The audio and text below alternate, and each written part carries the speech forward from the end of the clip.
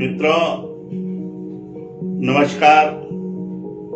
मैं कवि मिथिलेश हर्ष आपके चैनल हर्ष की काव्यशाला पर हार्दिक स्वागत, अभिनंदन और वंदन करता हूँ।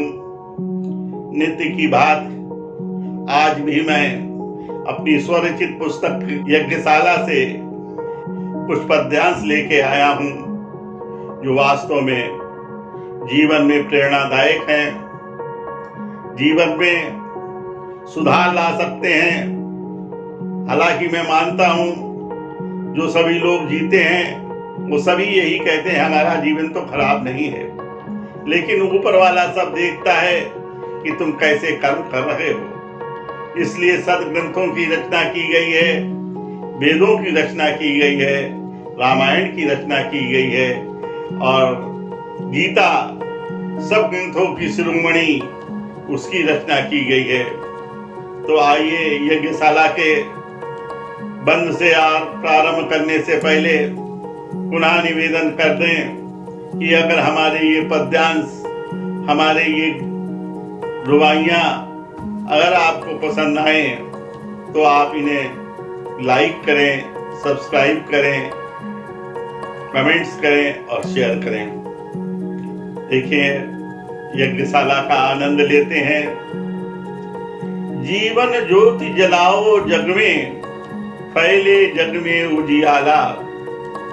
वास्तव में हमारा जीवन इस प्रकार से होना चाहिए कि लोग हमको देखकर ही आकर्षित हों कि भाई इनके आचरण में कितनी विशेषता है, कितना पवित्र है, कितना पावन है। तो ऐसी ज्योति हमारे जीवन में जलना चाहिए जिससे कि जगत के लोग प्रभावित हों, हमसे कुछ शिक्षा ले सकें, हमसे कुछ प्रेरणा ले सकें। तो जीवन ज्योति जलाओ जग में, फैले जग में उजियाला। जग के प्राणी खुश हो जाएं, जगत बने भी मत वाला। तो आपको देखकर जगत के प्राणी सब खुश हो जाएं, ऐसा हमारा जीवन होना चाहिए, ऐसे हमारे कर्म होना चाहिए। ऐसे कर्म तभी हो सकते हैं जब हमारे हृदय के अंदर दया, धर्म, सत्यता हो, तभी ऐसे कर्म हो सकते हैं। तो हमें जीवन में अपने मानवता के धर्म को अपनाना चाहिए। आइए,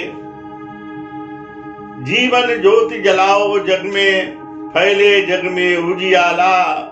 जग के प्राणी खुश हो जाएं, जगत बने भी मत बाला। तो नमन करें कर्मठता के आगे, कहें तुम्हें सब आला। मानवता का धर्म यही है, पावन होगी यज्ञशाला। तो वास्तव में ये शरीर हमें इंसान का मिला है, मानव का मिला है, आदमी का शरीर मिला है। तो वास्तव में हमें मानवता के धर्म को अपनाना चाहिए। हमें ऐसी कर्मठता चाहिए, ऐसे कर्म करना चाहिए जो जगत के हित में हों, सबके ऊपर कृपा करने वाले हों। हमारे हृदय में ममता, करुणा और धर्म का भाव होना चाहिए। ऐसे कर्म हमारे होना चाहिए। आइए दूसरे बंद का आनंद लेते हैं। ये जग संसार में भ्रमित करने वाला है, क्योंकि इसे कलयुग कहते हैं। हम एक जगह पर नहीं टिकते, हमारा मन चंचल है। हमको अपनी मंजिल जो हमको पाना है उस मंजिल से भटक जाते हैं। तो कहते हैं, चलते चलते पांव थक गए, पथ न मिला कोई आला। इधर भटके, आज उस डॉक्टर के पास गए, आज उस हकीम के पास गए, आज उस मुल्ला के पास गए, आज उस मौलवी के पास गए। हमने सोचा ही नहीं, किसी के एक के ऊपर विश्वास ही नहीं किया और भटक रहे हैं। कहीं पंडित के पास जा रहे हैं, कहीं दरगाह में जा रहे हैं, किसी से भी हमको विश्वास नहीं मिल रहा है, इसलिए हम भटक रहे हैं, भ्रमित हो रहे हैं। हमें पथ कोई भी जो हमें सफलता को प्राप्त करे, ऐसा पथ कोई भी नहीं मिल रहा है, ऐसी कोई राह नहीं मिल रही है। क्योंकि झूठ कपट की बेल लगाई, मन को किया बिल्कुल काला। वास्तव में जब हमारे मन के अंदर झूठ और कपट की बेल लगी हुई है, भाव भरे हुए हैं, हमारे हृदय में ईर्षा भाव है, राग है, द्वेष है, तो वास्तव में हमें पथ कैसे मिल सकता है, हमको शांति कैसे मिल सकती है, हमको सुख कैसे मिल सकता है।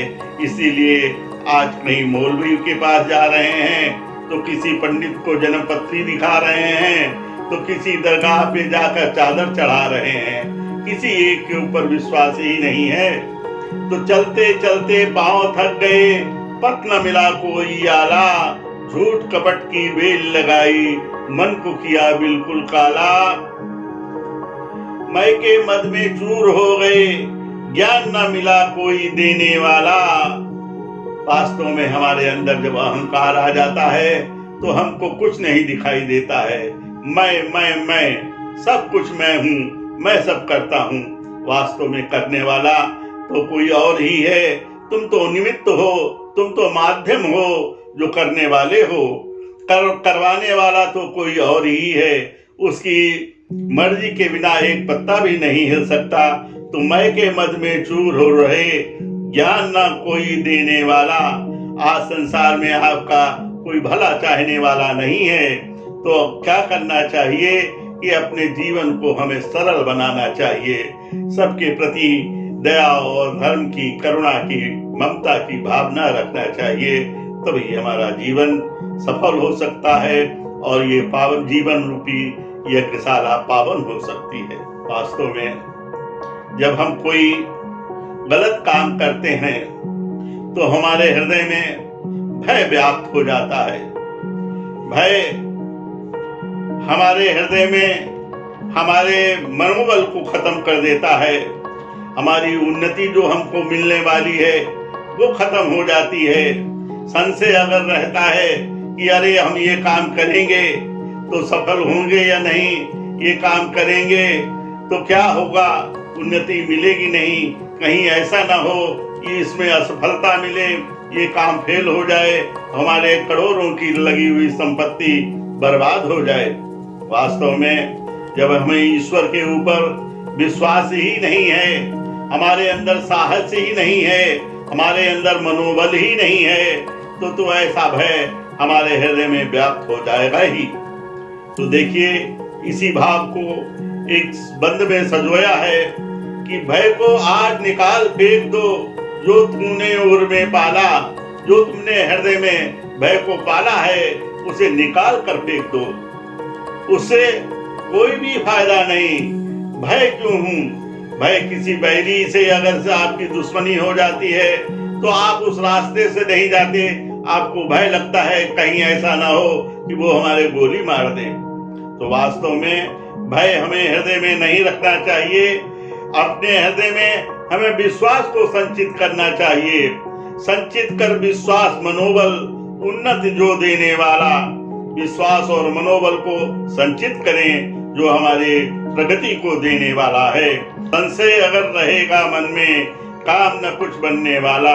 अगर संशय हमारे मन में रहेगा, अगर हम एक नाव की बजाय दो नाव पे पैर रखते हैं तो वास्तव में डूब जाने के अलावा और कोई चारा नहीं होता है। तो इसलिए हमें एक के ऊपर आश्रित रहना चाहिए, विश्वास रखना चाहिए। और वो एक कौन है? वो परमपिता परमात्मा है। उससे ही विनती करना चाहिए कि हे प्रभु, हम ये काम कर रहे हैं, इसमें सफलता प्राप्त करो। संशय अगर रहेगा मन में, काम न कुछ बनने वाला। निर्भय होकर कर्म करो तुम, पावन होगी यज्ञशाला। बस निर्भय होके जब संशय मिटा दो, भय को मिटा दो, विश्वास को संचित कर लो, मनोबल अपना बढ़ा लो, तो वास्तव में हमारी जीवन रूपी यज्ञशाला पावन हो जाएगी और हमारा जीवन सफल हो जाएगा।